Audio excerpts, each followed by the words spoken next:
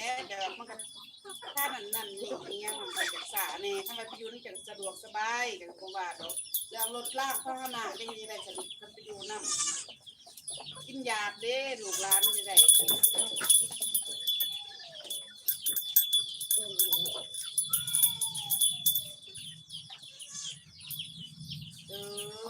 เราไปอยู่พัดลมก็ได้บอกเป็นยังดอกพัดลมกับตามภาษาอยู่นั่นเองมันยังให้กินยาบ้างบอกเป็นยังบัตรข้าเจ้าข้าจ้างได้ยังไงน้าตัวเก่าบ่เรือลุดลง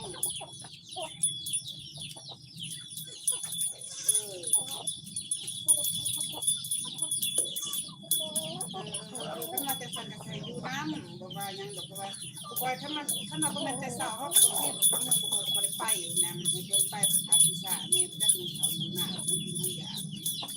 อันนี้มาก็สะดวกสบายก็เลยว่า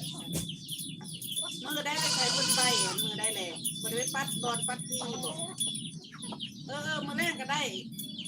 บอลอยู่บอลนอนเด้ได้กันโอ้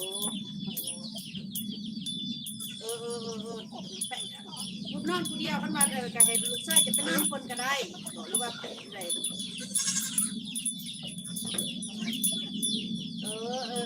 พอได้เป็นโมกันนะ